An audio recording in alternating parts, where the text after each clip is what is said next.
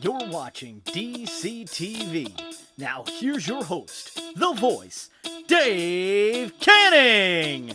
It's you, it's me, it's DCTV. It's you, it's me, it's DCTV. Let's start the show. That is right, ladies and gentlemen. It is you, it is me, it is NRD. Welcome to a very special episode of the Wrestling Nerd broadcast. And Nick, I'm not even going to say anything more. Tell us why we are here on this very special day.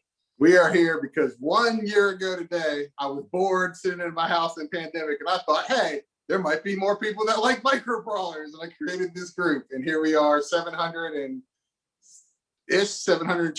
maybe? 710 as of recording. 10 members later, here we are.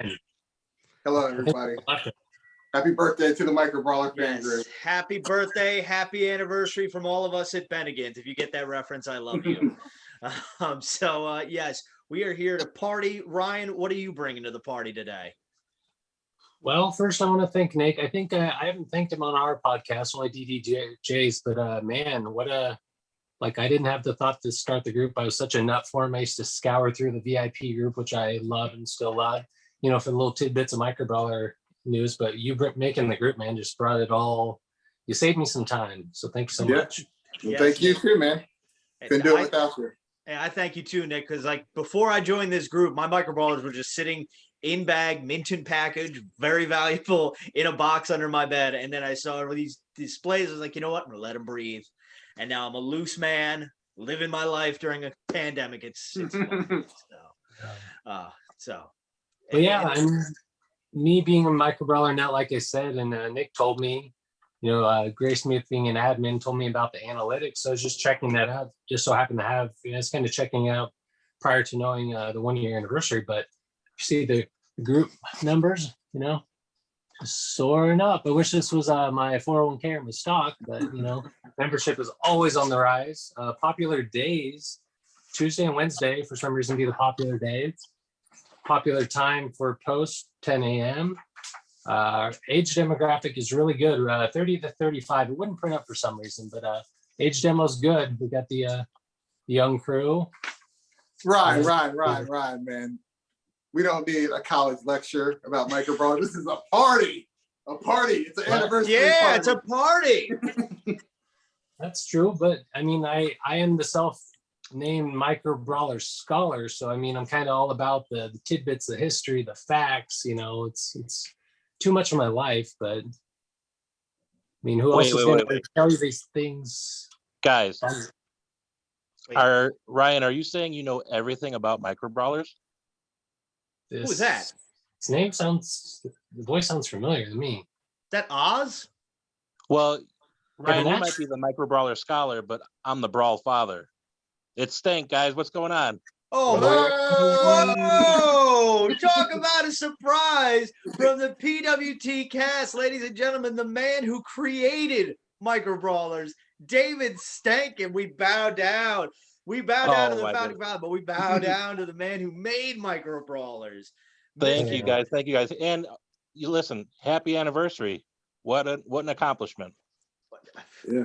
Nick just got bored and made a Facebook group. You actually made the product that we love. So yeah, it wouldn't exist without you.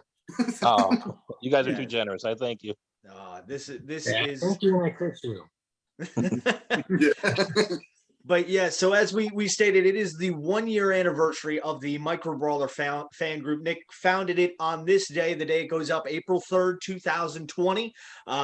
Personally, I joined on June 16th. That's when I like to think the group really started getting going. Really fun. But yeah, and here we are, 710 mean members later, as some people like to call us. Oh, it's shooting season. No, but honestly, I personally have found some great friends, obviously Ryan and Nick included in that group, that I talk to every day about wrestling. And I think this is just such an awesome community that, Nick, you started. And here we are 1 year later, right? So yep. But you didn't click on this link to listen to us ramble again, as we do every week on the Wrestling Nerd broadcast Tuesdays at 7 a.m. You came to listen to the Brawl Father, Mr. David Stenken. So, Dave, I want to ask you first, how did you get started at Pro Wrestling Tees? So it's actually kind of a long story, but I'll try and condense it so you guys don't fall asleep. But We have unlimited Zoom now. You can go as long as you want now. So like I graduated high school in 99 and I actually wanted to go to school for graphic design, but I was a little broke at the time. So I decided to work at a sign shop. And so I worked there for 18 years. And towards the end of that, I was getting really burnt out. And right around that time, Pro Wrestling Tees kind of popped up. And so Ryan asked me for some designs. I sent him some stuff. Like in that period of time, I'd been doing a lot of pop culture designs and I was showing up on sites like Ripped and T-Fury and stuff like that. And I was making a little bit of a name for myself. And so I ended up doing CM Punk's first line of shirts, maybe like 4 out of the 5 of them, and it crashed the site. And Ryan immediately was like, can you please work here full time? And I live maybe about 45 minutes to an hour away from Chicago, and I didn't want to make the commute. And like I said, I'd been working at the sign shop for about 18 years, so I had a lot of job security, and it was literally 5 minutes away from my house. So I turned them down, and I ended up turning them down maybe like 4 times over the course of a couple years. And the whole time I was doing freelance stuff, I ended up making the current logo that we use now. And Ryan just kept using me. And finally he said, listen, what if I pay you what you're making now and you only have to commute twice a week and you can work from home the rest of the time? And at that time I was super burnt out at my job and it was a perfect opportunity. I said, all right, cool. And so, I've been working there ever since. It's been about 3-4 years now. But I gotta say, if I lived closer, I would commute in more. Working at Pro Wrestling Tees is one of the great pleasures of my life. Like I get to see wrestlers all the time. Colt Cabana pops in every now and again. We'll see Punk roll through. And then, fans like you guys, we'll see people come in all the time and say hi. DDJ comes in all the time. He brings cookies, half the time he shows up. And actually a lot of the fans of the PWT Cast show up. So it really is kind of a dream job. And, it ended up leading to me doing the Micro Brawlers line, which, brings us all here together, I suppose. Definitely. And have you been a lifelong wrestling fan? Did you just catch on later on in life? How'd you get into wrestling? Oh, since I was a little kid, when I was younger, we used to have WWF Superstars on Saturday. Okay, yep. And so that was like my main, window into it. But I was born in 81. So like, I'm totally a child of that whole, beginning of WrestleMania era. And, there were times where I was roughhousing in like 2nd and 3rd grade and I blamed it on wrestling. So my mom would say, no more wrestling for you. And it would be like 2 or 3 years before I could get back into the product. But no, I'm totally a product of 80s wrestling. And I've pretty much faithfully kept up, up until now. Surprisingly, now that I work with a lot of pro wrestlers, I have less time to watch wrestling. So that's the weird kind of oxymoron of my job. But no, I'm a lifelong wrestling fan. That's awesome. So you mentioned obviously the Micro Brawlers. Can you tell us how they came to be? Like whose idea was it? Who wanted you? Obviously you designed the first one of Colt. Just tell us how that all started and came to be. Yeah. So I actually wasn't sure what Ryan wanted. Like he originally showed me, you remember those little pink muscle figures that you would get in like a little 25-cent machine? Yeah. So he would show me that and he was like, we need to do something like this for Colt. And at the time we were really trying to come up with products for Pro Wrestling Crate, which is where like a lot of you guys get your regular stream of brawlers. But back then we were really kind of struggling for like a cool product. We were doing like little tchotchkes, like you would have like we would have kazoos and like mouse pads, but like coming up with a unique, weird, like ad promotional type item every week was really becoming a drain on Ryan. So that was really the genesis of us having sort of dedicated landmark items in the crate. So, you know, we would do DVDs, and now we do collector's pins and brawlers, obviously. So we were kind of looking at doing like these little vinyl figures, and I kind of the inspiration for the way Colt, the original Colt one looked, was mostly like Avenue Q. I don't know if you guys have ever heard of that puppet show. Yep. But they're kind of like Muppets, and like I was trying not to make it look like every other, you know, little vinyl figure. And I really thought it was just a one-off because, like I said, at that point we were just doing like little tchotchkes every now and then. But then everyone saw it and kind of flipped out, and then all of a sudden Ryan's like, "Can you make more and more?" And I actually don't have a final count, but like I think we're well over like 150 at this point. Yeah, right around there, I think. I got. Yeah. I don't have it in I was gonna front say of me. I Nick's gotta got them all. check Yeah. this. So yeah, it's been a fun little experiment, and like I knew they were popular with, you know, at least our crate subscribers, but I had like a little candy bowl full of some of the early loose ones, and someone walked by and said, "Dude, you have like $1,000 worth of Micro Brawlers just sitting in the fucking dust." Candy did And I some was like, $100 bills. yeah, and I was like, no way. And then they showed me, someone at the shop showed me all these eBay sales. I was like, holy crap, what's going on here? So that's when I initially joined your group, and like you guys were so helpful in helping me sell them, because like to me they were sitting there, and I got a little detached from it because, you know, I'm making so many, and I kind of gave up on collecting them all because my desk is just covered in Ninja Turtles, if you guys have seen my workspace. But you know, so I figured these guys want these. I have them sitting here, and then I thought maybe I'd make a unique thing where I would like initial the feet of the ones that I've done to make them a little more rare for the collectors. So that worked out pretty good for me. I have the Colt Cabana one from your desk signed, and it is the pride and joy of my collection. Not only because it's created by you, signed by you, but because Ryan Crossley wanted it too, so it makes it that much better. I stole it from it a few times. I've tried. I was curious on that, Dave. I mean, tiny little question, but did you sell all those Micro Brawlers you had in the gumball thing?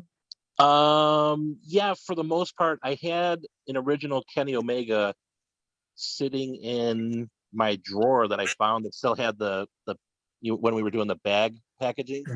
Yeah. And one of my friends from a Ninja Turtles group, who's also a wrestling fan, sent me this big care package, so I sent him that autograph. But I think that was the only one I had left. Okay, I didn't know if we've had some people in the group sell theirs over the years, you know, and then kind of get the itch and regain them. So I didn't know if maybe you got the itch again. If you want to collect, you know, contact me. I'll hook you up. Yeah, he can just redesign them. Yeah, well, I will tell you, I think I may have one of the rarest Micro Brawlers. So we did the Mastodon Big Van Vader. Okay, and this is when we were starting to get our new packaging in. I have a Van Vader with a piece of bread in the bubble. Someone on the factory line must have been eating a sandwich and a piece of bread. So that's pretty awesome. I'll give you $45 for it. I have your PayPal information still. I'll send it right now. I'm keeping that one for the Grail collection. So that makes me think of boxes a little bit. I don't know. For some reason, probably with other things, but specific anything Micro Brawler related. I got the shirts here. I got the brawlers. You know, anything you guys are doing Micro Brawler related. I don't want to say that, but I know you and Ryan. You know, Ryan knows the numbers don't lie, the sales. But yeah, I like the botches as well. I have some weird, odd botches like that on Micro Brawlers. Cool. Yeah, like I think a couple of the Jake the Snakes came where the snake's head came off. Oh wow. And some were put in backwards. I don't know. There was a few quality control issues that we've had. There's one big famous botch. I don't know if I think Ryan talked about it. We were doing the Major Wrestling Figure Podcast box. And I accidentally made Brian Myers' hair like bright orange. And I didn't catch it in all the proofs. And then they made like 500 of them. So we have a box of, we might sell them as like an on fire edition Brian Myers, but he was pretty pissed off about it. You know, also, wow. Exactly, yeah. That's the mystery figure you're getting with FWF Live, everyone. Sorry. Yeah. Oh, I know what the figure is. Can Is you there any give us truth a to hint? I can't. I will tell you this: people that didn't get the Major Wrestling Figure podcast box are going to be pissed that they didn't get it. And that's all I can say. I didn't get the box. Oh, and I gotta save some money. Is there any truth to the? I heard something about there was the naked swoggle with the belt. That there was like a regular size version that was like mistakenly made. You know what? That wasn't my mistake. That was the factory's mistake. But there is. I think Ryan has it. I think he's the only one that has it. I don't think they mass produced them. But I gotta tell you that whole 4-pack was just one problem after another. Just because we're in the middle of Corona pandemic, and we had issues with, like, originally it was called the Fatal 4-Way box, but then Matt Cardona was like, oh, I think WWE is gonna have a problem with that because I think they may have a trademark on Fatal 4-Way, so we had to change it to Special 4-pack or something like that. And then the hair thing with Brian Myers, and then the large swoggle. It was, and then a lot of the boxes came really jacked up. And it was just like one problem after another, but we ended up taking care of it. And I think the people that got the set are pretty happy with it. Yep, I got mine. Yeah. Speaking of the Major Pod, they had mentioned with the Major Pod mystery box that's coming that it's going to come in the box itself is going to come in another box because people didn't want the shipping label damaging the collectible box. Is there any truth to that? Yeah, that's actually, so we have our regular Pro Wrestling crate box, which I think is a pretty cool looking box. And then we also have our botch boxes for our t-shirts at the shop, which I think look pretty cool. I'm a really big fan of really cool looking packaging, which is kind of how like the evolution of our actual brawler packaging happened. The bags just weren't cutting it. I know some people like them, but they just look real flea markety to me. But the Major Wrestling Figure box, Major Wrestling Figure podcast box, say that 5 times fast, is it's got like a really nice all over print with references to all the stuff from their show.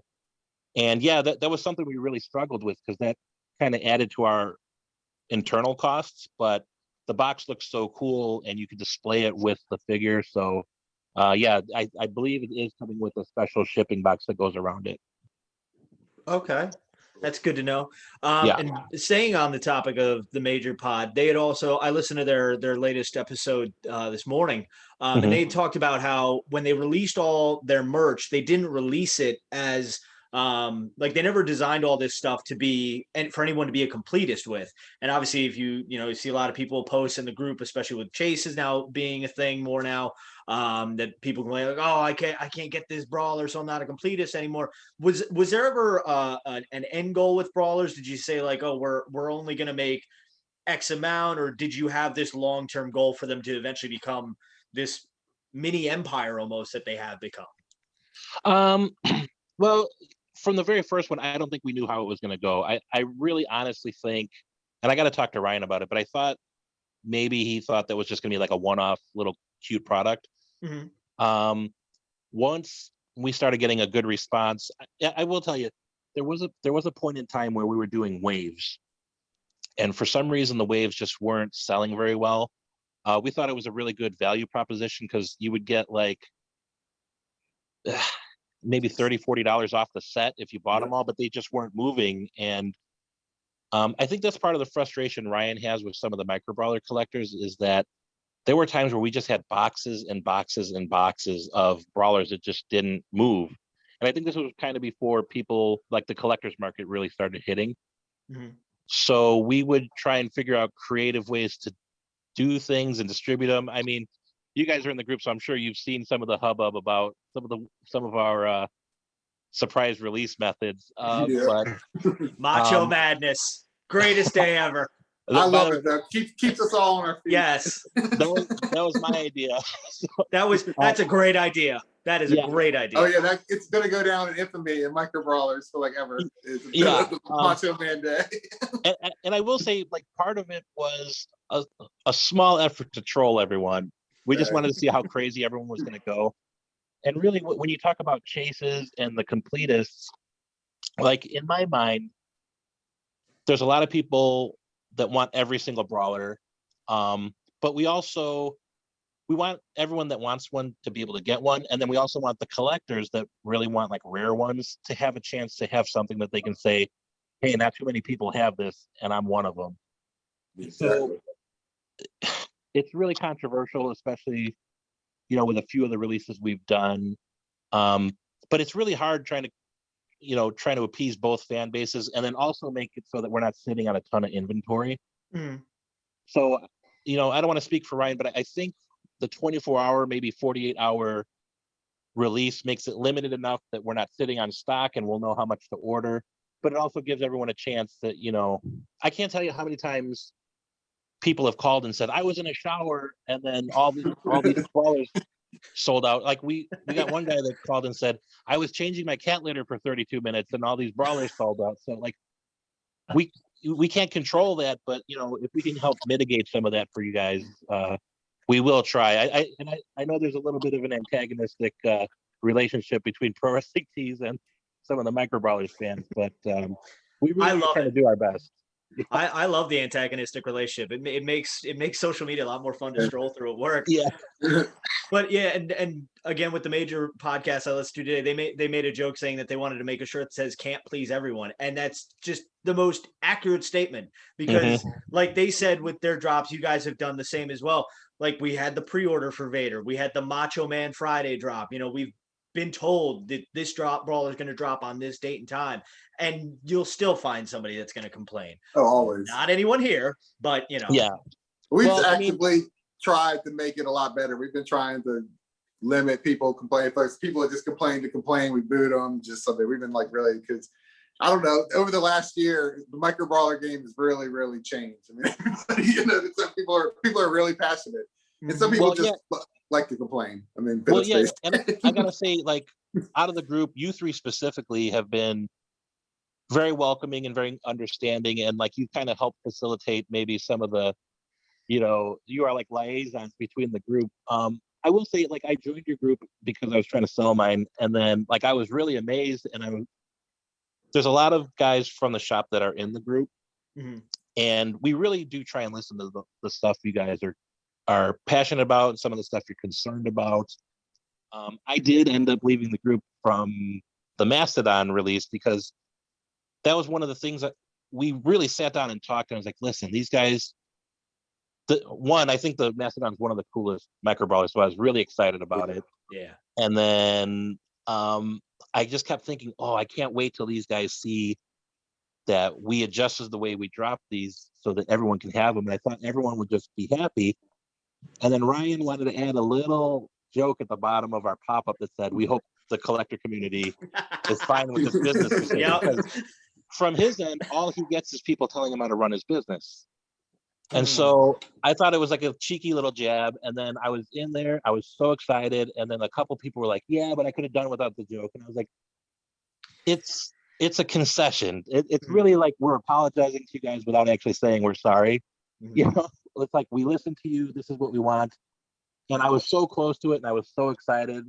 And I'll admit, I took it a little personally. I was like, what are we supposed to do with these guys? And so I left, partially because I didn't want to be toxic in the group, because I really had my hackles up, you know, concerning that release. But you know, you guys are great ambassadors for the group. Like, anytime someone says something about the Micro Brawlers group in the VIP group, you'll say, hey, that's not everyone, and we do a great job of trying to weed that out. And honestly, complaints are valid. I mean, people complain because they feel like there's a reason to complain, and it's nothing against them. But you know, for me personally, I was so close to it, and I was so deflated by that. I was like, oh man, come on, guys. So, but it was none of you guys, and I will say 98% of the group is great. So higher than I thought he'd go. No, yeah, I mean, like I said, the group, like I said, we're at 710 members. So many great people in there. Oh yeah, there is some bad scum of the earth people in there, but you know, like Nick said, we do our best to keep them down, you know. And I feel like everybody, I mean, if you have an opinion, if you don't like something, I mean, the group's there to discuss this stuff, but at least like back it up. Be like, I don't like this because this, and this. Don't just be like, stupid, sucks, and stuff like that. That doesn't add anything to the conversation. You're just trolling at that point. And that's the kind of stuff we're trying to eliminate. And it's just like with anything in this world, whether it be micro brawlers, politics, religion, no one is ever going to come to a complete consensus. I would love to make America too sweet again. Absolutely. Sure. Like, I'm a big Ninja Turtle fan, and I loved that we got a Shredder Brawler. Spoiler alert, if anybody hasn't opened their crate yet. Like, that's one of the coolest designs in there. Like, and I mean, but people are still like, oh, we just bought all these Kevin Nash. Like, dude, it's a Shredder Brawler. Like, I just wanted to go watch the Coming Out of Our Shells tape that I have in my closet somewhere. Well, can I tell you, so like, that was born out of me being a huge Ninja Turtle fan, obviously, but like, so the regular version, there's a regular version and a chase version. I actually can't remember which is the regular. I think the regular is the black version. The black, yeah, the purple's the chase. And the purple's the chase. And so, you know, I'm sure you guys know these brawlers, they're done, 6 months in advance. And right before these things come out, NECA comes out with, well, they came out with a purple Super Shredder, and then they came out with a black Super Shredder. So it just so matched, they matched the two NECA shredders. So I was taking a picture of those on my desk, and I had the brawlers sitting in there, and I almost gave away what was in the crate. And I had to take my post down real quick and remove the Nash brawlers. But they were actually a lot more shreddery before they came out, and Kevin Nash was really worried that we would get in trouble for it. So he had like a cape and more spikes on him and stuff, and we had to take those off. But it was a nice balance. It was a reference to his time as Super Shredder, and I think it's a fun little brawler. Did you guys plan the release? Like, obviously, you guys, you said like you create these crates months in advance. Did you plan the Kevin Nash limited 350 drop to be around the time the crate was going to come out? So, actually, we had to push Kevin Nash to go up quicker because we forgot that we didn't have, we had these all on schedule, but we forgot we didn't have a regular Kevin Nash. And then we're like, oh, the Super Shredder version can't come out before the regular version. That would be weird. So we really rushed to push out Kevin Nash before the Super Shredder. And then for some reason in the VIP group, people were guessing a Super Shredder brawler. I've seen that in our group too. And then Ryan would look at me. I was like, I swear I didn't leak anything. And so, there was one guy that in our group that was like, I know for a fact. Yeah. And his name was Frank, I think. That's it. No. That's the bad egg I was going to mention. That's one bad. Yeah. Well, the other thing is, so then we figured if we released a regular Kevin Nash, it would throw people off the scent a little bit. So hopefully it worked. But yeah, the Shredder Nash is like one of my favorite ones. So. Now, you say that Shredder's one of your favorite. Do you have a favorite brawler that you've made that's come out? So I got to be very careful because there's ones that I've designed that haven't come out. And we won't tell anyone. Well, before Honky Tonk Man came out, I mentioned that one someone. To me. Was it you? Yeah. It was me, because I went, oh, is that a spoiler for the August crate? He's like, oh, I got to delete my comment. Yeah. People were like, oh, do some of these come from inspiration from the Hasbros? And I was like, oh yeah, Honky Tonk Man, for example. And I had done it so long ago that I didn't realize it hadn't released yet. And so I was like, but no, one of my early favorites was Vicky Guerrero. Okay. It's nothing too special about it, but like it really captured her angry spirit. I think. Yeah. And we love Vicky Guerrero. She's such a sweetheart. I will say probably currently out of the ones that have released, probably the Mastodon one. Because we didn't think that they could put the spikes on it. There's some restrictions when it comes to making them, which is why there's kind of a limited amount of poses that we can do. But we paid a little extra to have them put the fins on, and I think it really looks pretty impressive. I'm really happy with the old school Macho Mans. They haven't shipped yet, but I like the Macho King ones, but I like the old school Macho Man ones the best. But yeah, I'd probably say Mastodon's my favorite one at this point. Awesome. Very cool. All right. How I about you got guys? one. What's So that? like, I How got about you a guys? question. Yeah. For me, my What? favorite's the Macho King. Yeah. I love the detail and the cape, and I've loved Macho since I was a little kid. So, and when we had Macho Madness Friday, it was just I was a kid on Christmas. Although I was disappointed when I found out it was Mega Powers attire and not a Mega size Macho. I Man. know. Somehow that was didn't like, translate. So I will say, speaking of Macho King, like the first day I came back to work, like after all the pandemic stuff happened, we were all working from home. I got there and Ryan had bought Macho King's coronation robe, Yeah. and he had it. And so we had the last boot that Eddie Guerrero wore, the last set of boots in his very last match. And I begged him, I was like, please can I put my feet in them? And he said, no, you're gonna wreck them. But I got there and the Macho King robe was there, and I said, please let me wear this robe. It's the only thing I want to do in my life, please. And so I was able to wear it. I had like a Leonardo Ninja Turtles mask that I had there. So I was walking around the shop as Leonardo in the Macho King robe. First of all, that thing is so heavy. Oh, And second of all, it smelled like Macho Man. Like it smelled like sweat, but like not like BO. royal Like, sweat. yeah, and it just imbued me with this sense of macho-ness. It was fantastic. That's I thought you were gonna say Slim Jims, but okay. I met Lenny Pop at a meet and greet once, and he says he hates Slim Jims but loves the royalty checks he gets. I bet he does. I also want another question about the pro wrestling crate I mentioned. Is there what's the like? How do you guys determine not only the theme but who will be represented by each item? Like, so obviously we had a CM Punk shirt and an MJF shirt. We had a Demon Link order. How do you decide who is what item for the crate? So that was part of the hardest part. Like, I mentioned at the beginning, Ryan was just it was him coming up with all the little products that we were putting in, and he hates it, by the way. And then he was responsible for all the themes. Like he would come to us for input, but mostly it was him saying, "Hey, what do you think about a hardcore crate?" And like, yeah. Then we would all kind of do a mini brainstorm. But Ryan was the ultimate sign off, because there's people that we want in the crate that aren't signed to Pro Wrestling Tees, that are like notoriously hard to get in contact with for some reason. And then one day Ryan just got fed up of making the themes because it was just too hard. And like when you think about it, there's only like so many themes you can do. You can do like Canada, you can do Women of Wrestling, you can do hardcore, and then we've done like 5 tag team crates. So we've kind of gone away. We just call them like the August crate now, and then we have like a big spreadsheet of wrestlers that we've talked to, that we've offered money for autographs, for likenesses on shirts and stuff. And then we really kind of think of who hasn't been in the crate for a while.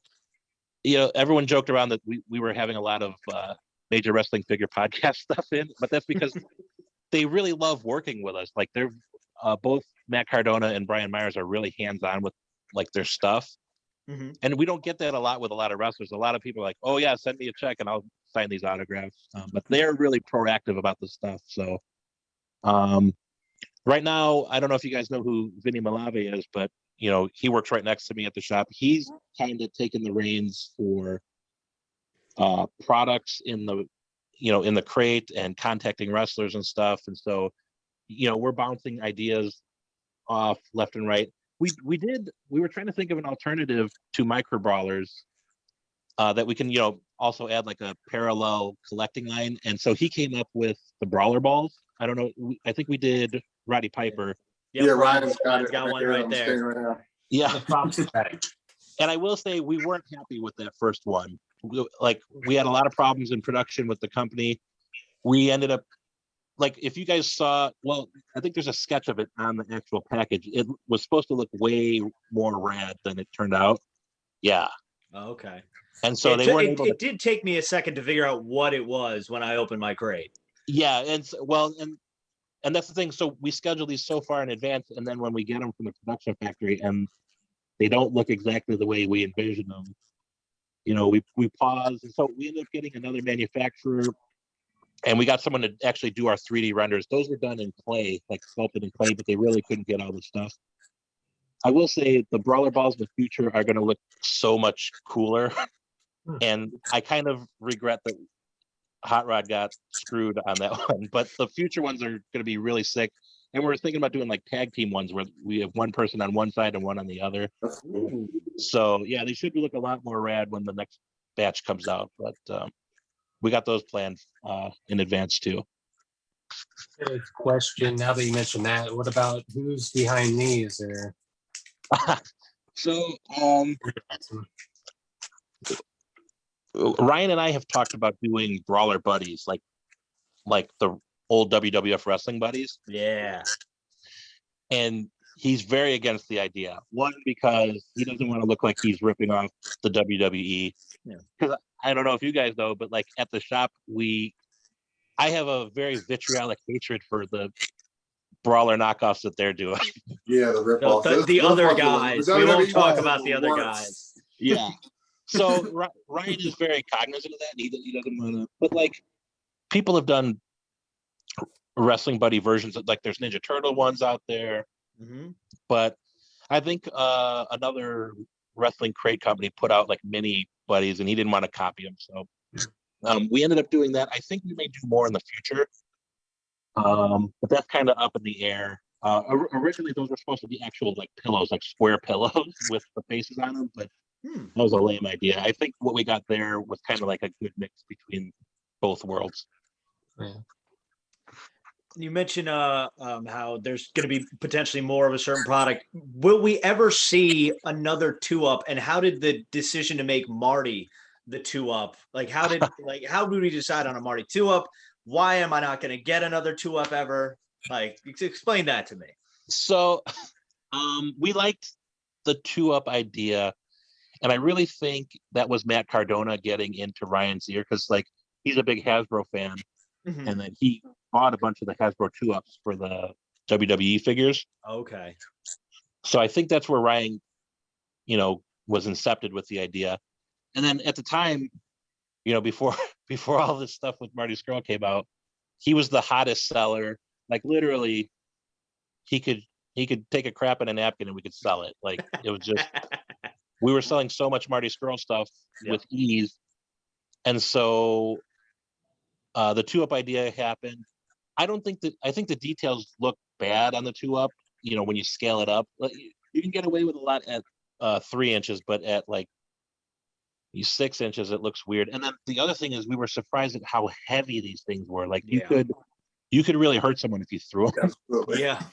And so with that, not only is there cost considered, so if you do twice as high, it's like 4 times as heavy. So then there was also like shipping considerations, and I mean, to be honest, they didn't sell a lot of those, which we were surprised. Like we had a few of the 2-ups just sitting around the shop for a while. Will it happen again? I always say no, just so people stop asking, but they never stop asking. So it might be something in the future. We actually joked that the mistake that we made with Swoggles, that we could sell the actual size one and call it a 2-up and call it a day, but I don't think we ended up doing that. So. I've always dreamed like you should do Andre the Giant, call it a 4-up. Really massive. Like the size of a barbell or something. Yeah, you need a pallet for that thing. But all right, I got one. So when you go into like designing the micro brawlers, like what's the process from like the first reference shot to like the final product? And like what are like some of like the bigger challenges when you design them? So some of the biggest challenges, and I'll use a couple New Japan ones, for example. So we had Okada and Tanahashi, and even Takahashi. They come out with such ornate ring gear when they come out, but it's really iconic for them.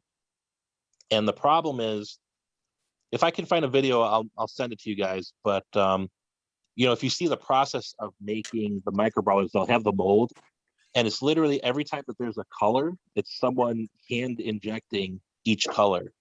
So that's why sometimes you'll have some where you see like the colors bleeding in the areas. But like for Okada, for example, he had like a million sections on his robe, and he had like tiny lettering, and it was someone literally hand ejecting him. And I felt so bad for some of these production guys. They're probably getting arthritis from it. And then the other thing is you can't capture all the detail at that scale. It'll just wash out, and you won't be able to tell what it is. So that's a bit of a problem.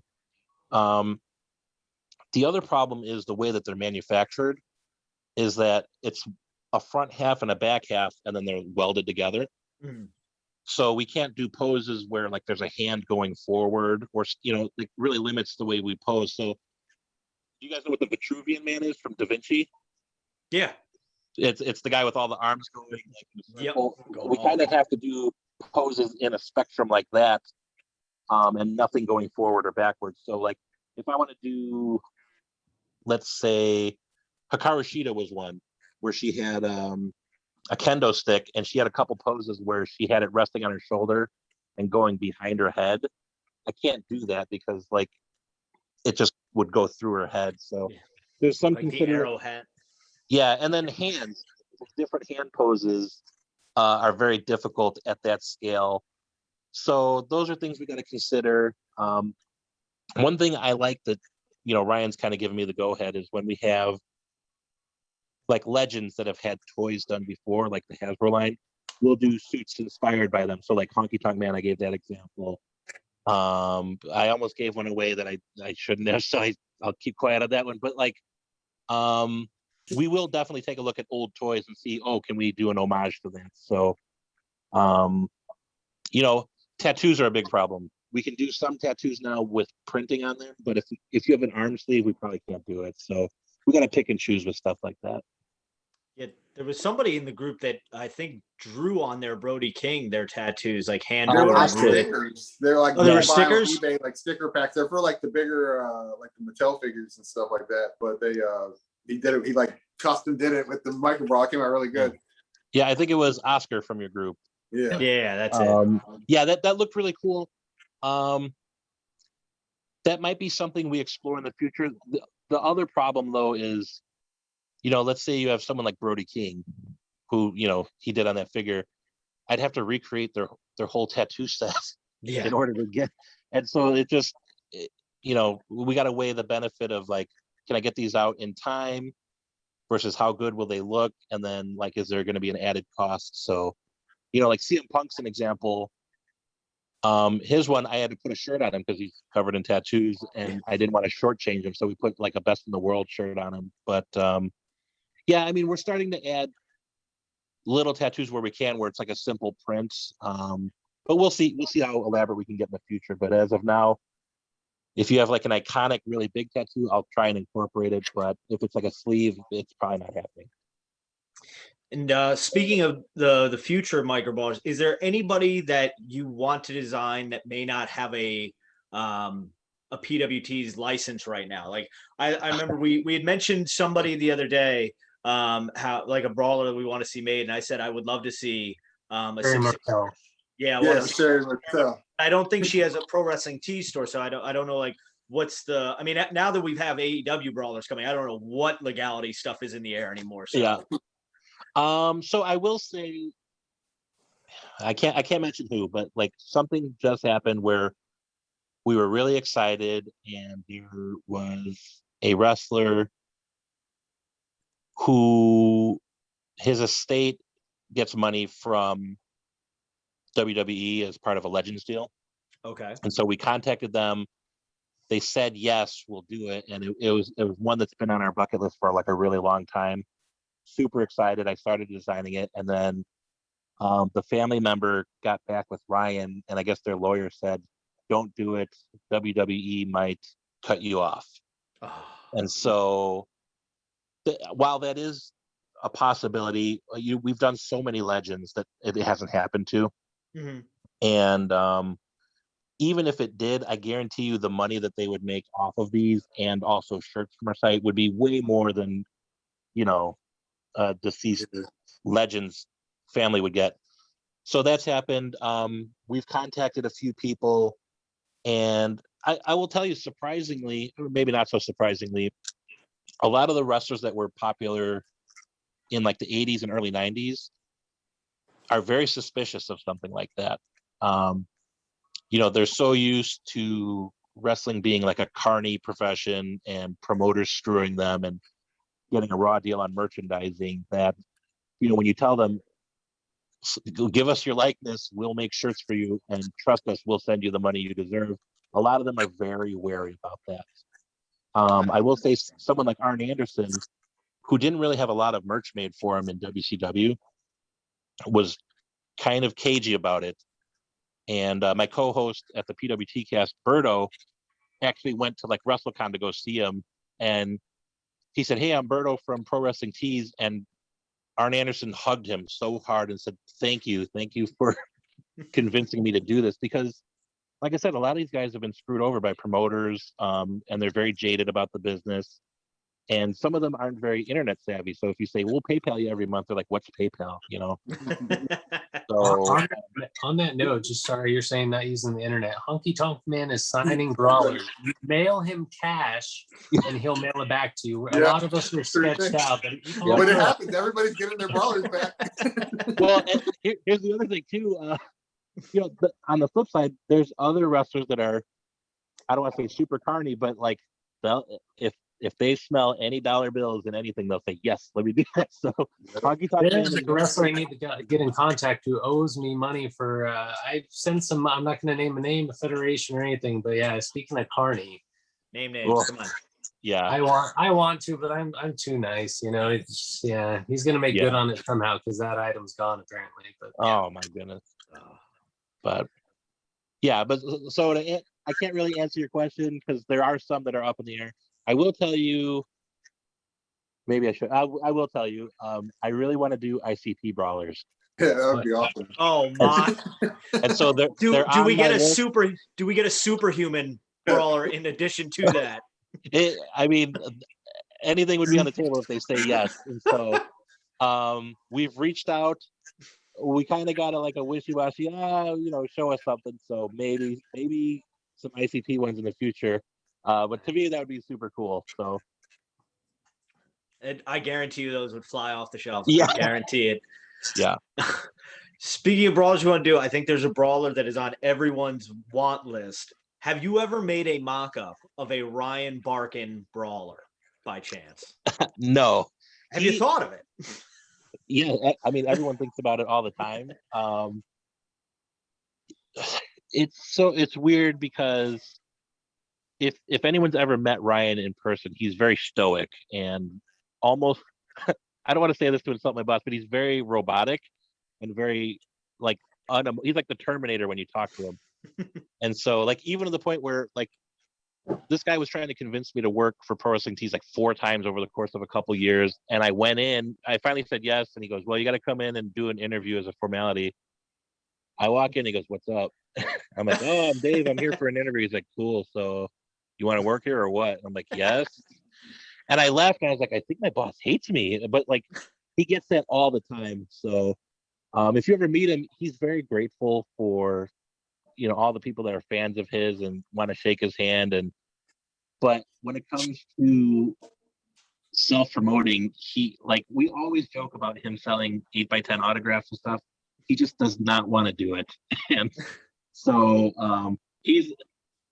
if there was a secret way I could make one and show it to him and we could sell like a limited run, I would do it. But he's really the money man that signs off on everything. So it's really hard to slide one past him. But you could do it as an April Fool's joke. Just put a big like drawing of it up in the office. Coming soon. So, I said, yeah, go ahead. No, go ahead. I said if he really wanted to troll the people that we don't like in the Micro Brawler fan group, he makes a 1-of-1 Ryan Barkin brawler and just puts it in like a glass bulletproof case at the Pro Wrestling Tees store. Yeah, like, no photos. Yeah. Oh, that would be something he would do. Yeah. So, I've seen him use a light tube on an employee, right?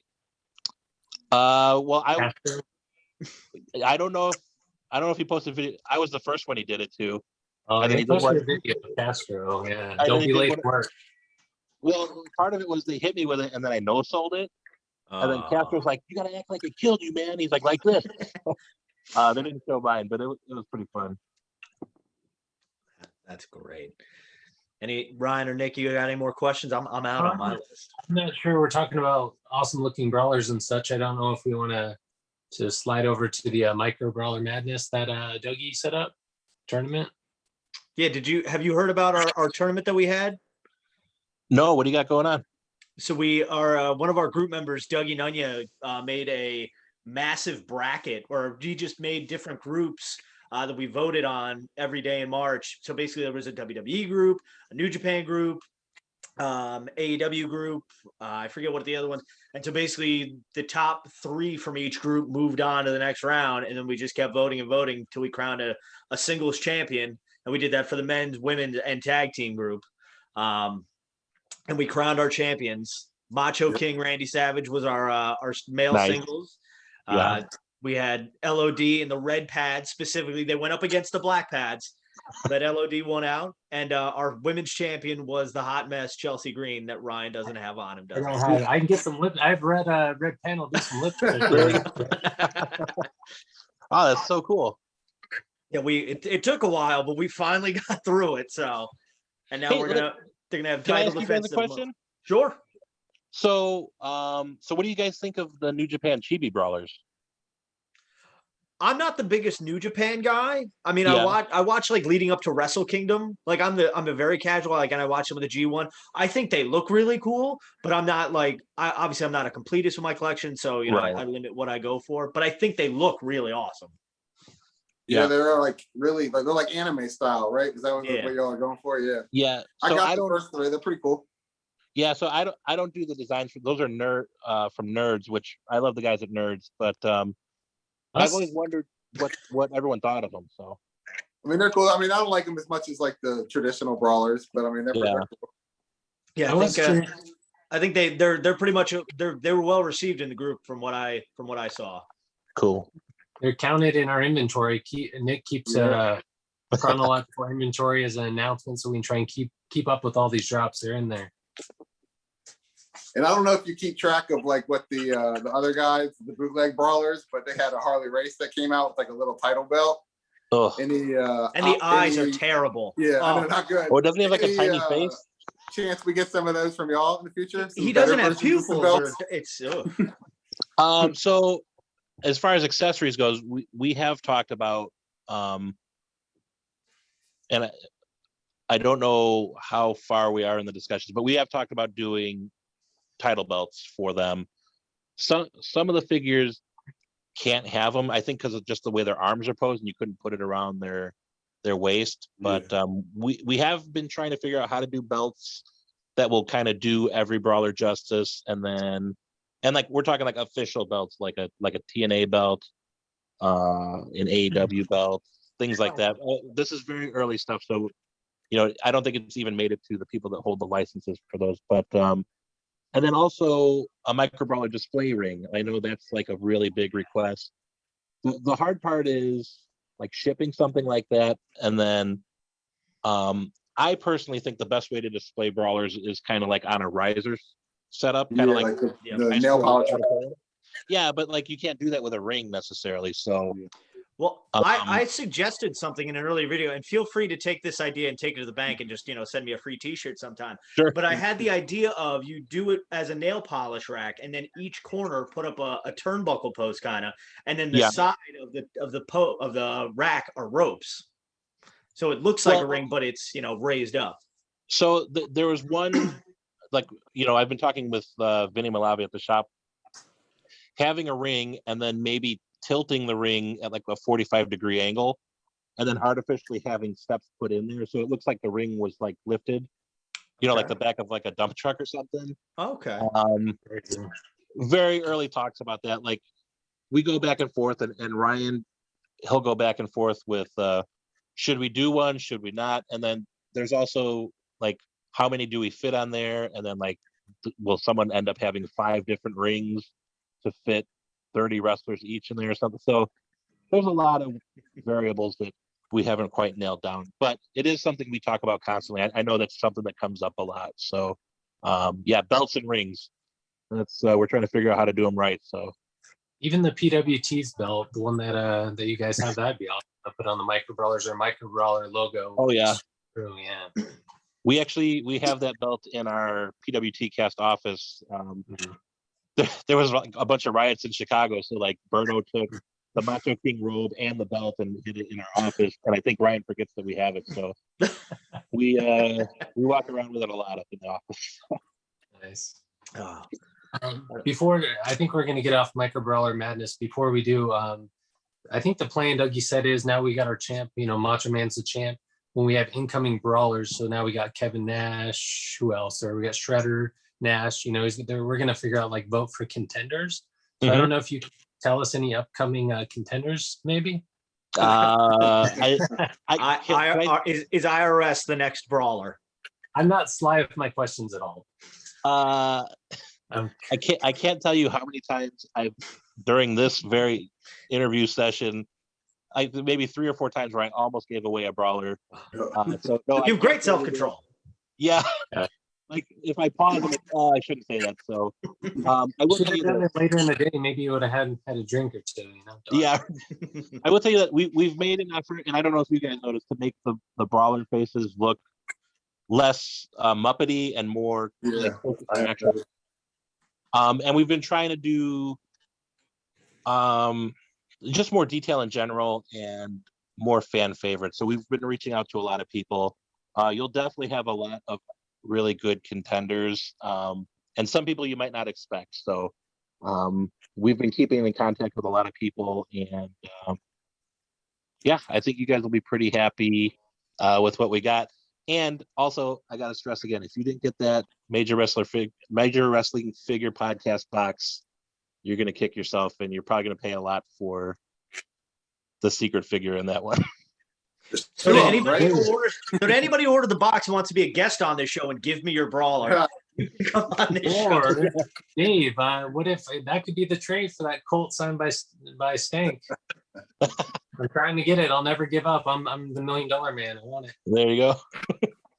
No. I respect you for that. I respect you so much for that. It's a signed art. It's literally the only piece of signed art that I own. Okay. So yeah, we've gone almost an hour here, I believe. So we won't take up too much more of your time. Ryan or Nick, anybody else got another question for the Brawl Father? Just like, where do you see the line going after all, like the growth of the line in the last year? Like, where do you see it going in the future now, or where would you like to see it go? So I would like to see not just wrestlers. I'd like to see more like managers and valets. Yes. I almost gave something away, so I can't say anything. But there are a few that we've talked about. ICP being one of them. But it would be cool to see people that are maybe associated with wrestling, or maybe have a love for wrestling that aren't actually wrestlers that we'd like to do. One of the big things that we've been doing is slowly upgrading all our packaging. Like, we were doing the bags with like the little paper headers, and that was born out of, we didn't know how to package something like this. And then once we started realizing how big they were, we've got the current packaging, and it's kind of upgrading until, we're doing like a shell that you can slide the card out and slide it back in. And so, yeah, there we go. We're doing a lot of that. The AEW Brawlers was a big deal for us. That's kind of been in talks since AEW's been around. And part of the thing was AEW, they had a licensing deal with Jazzwares to do the Unrivaled figures. And so there was a lot of, well, are these considered action figures? Because there's not a lot of action with them, but, they kind of exist in the same space. But now that we've worked something out with AEW that we can do them, there are doors open now that maybe were closed at one point. And that might, well, I can't say it, but it may open a few doors for us that weren't available to us. And that's not just for wrestlers that are signed, that's for many other things. So I hate to be really cryptic about it, but I don't want to jinx it. So leave wanting more. Pardon? I said cryptic closet. There's a closet. There's a plug for Vinny. Yeah. So, yeah, I mean, basically, our evolution, we got something that we thought was cute. we saw the popularity values have skyrocketed, and then, you know, with people like that are in your group, you've kind of helped inform us about like what are the types of releases that we like to do, that kind of gets everyone involved. I think we're going to settle on maybe a 24, 48-hour thing on like limited runs. And then even things like chases, you know, we've got a lot of Funko Pop fans that are in the shop that, you know, for a while there was a really healthy Funko Pop trade, you know, inside the shop between all of us. And, you know, a chase like Funko Pop does, that was something we thought we could do for the wrestling pins and for the brawlers. And I think that's been really well received. And it's just kind of a way, like, you know, let's say you get an Owen Hart, and you're like, man, I wish I had an Owen Hart and I got one. But also someone that's a really hardcore collector can get the chase version and they feel satisfied as well. So I will say, as we go on, there's some people that are not going to be able to get all the brawlers. And that's going to be a sticking point. I was a completist up until the first chase dropped, and I started seeing this be aftermarket prices, and I was like, well, you know, do I really need all the chases? So and I know that sucks, but you know, it's also something that, like, if you get a chase, it's a special thing that you get in the box, and we really want to be able to still provide that for collectors and, you know, fans of the shop. So that's the one part that I don't see changing, is there's going to be some scarcity with some of them. But really, it's really not an effort to screw anyone over. It's really to make something special for the people to get it. So keep your eyes peeled. We got a bunch of really cool stuff coming up. Some really cool wrestlers we haven't seen in the line. And like I said, we're always trying to expand it and add and be a little more inclusive about everyone in the wrestling world. So that's been pretty fun. And it's been pretty fun to see all the responses from, like, everyone in the Micro Brawler group when they're being nice to me. So we will tell them that they have to be nicer, especially if you decide to ever join us again. Well, but if they promise, I'll be back. So. Okay, well, we'll make a post tonight so we can bring you back. But it has been an absolute pleasure to have you on here. You created something that we all love. Do you have a written hand card there, Ryan? No, I was just waiting. I know he's gonna mention this later. I was gonna say, please plug away the PWT Cast for anyone who doesn't know about it. Yeah, so we have a podcast for the shop. It's called the PWT Cast. It's available pretty much anywhere you get a podcast: Apple Podcasts, Google Play Store, Stitcher. It's me and Alberto Lara, who a lot of people know as Scrump. We're Scrump and Stank on the show. We decided to do a show that wasn't necessarily about wrestling, even though we're a wrestling shirt company. So we'll bring on wrestlers and people that are around the industry, and we'll just ask them what they're into. I mean, more often than not, we're talking about, you know, like WandaVision or something with someone that's a wrestler. We had like Ethan Page on, and we talked about Power Rangers for like a half hour. So if you're a wrestling fan and you want to know, you know, about someone that you like in the wrestling industry and you want to know what they do outside of the ring, you know, follow the PWT Cast. And we have a store on prowrestlingtees.com/PWT Cast. And you can find us at PWT Cast on Instagram and Twitter. And if you like it, join our Patreon. We got a couple really fun tiers, and we do extra shows like movie reviews and Power Rangers. So that's all the plugs I got. I was gonna say, are you guys still getting Barkin for episode 100? That's coming up fairly soon. Yes, I think we're on 86 or 87, so he is coming on soon, and we might even make it a two-parter. So if either of you guys or all three of you guys have any questions for me that you want to direct towards him specifically, send them in, and I'll tell them what you guys got. So come on this show. Yeah, right. Would you like to come on our show? No, but this, like I said, this has been an absolute pleasure. Thank you, sir, for coming on here. Thank you for making Micro Brawlers, because without your brilliant designs and ideas, we don't have an anniversary to celebrate. So thank you so much. Thank you so much. You guys are too generous. I appreciate it. Thank you, guys. Yeah, thank you. And again, happy anniversary to the Micro Brawler Fan Group. If you're not a member already, how'd you get here, but also join the Micro Brawler Fan Group on Facebook. Search Micro Brawler Fan Group. And that is going to do it for this special episode of the Wrestling Nerd broadcast. Happy anniversary. And until next time, on behalf of myself, DaveCTheVoice, the founding father, Nick Carpenter, the Micro Brawler scholar, Ryan Crossley, and of course, the Brawl father, David Stenken. Don't forget to tell your mother you love her every day because, like Kevin Durant said, Mom, you're the real MVP. Good night, everyone, and God bless America.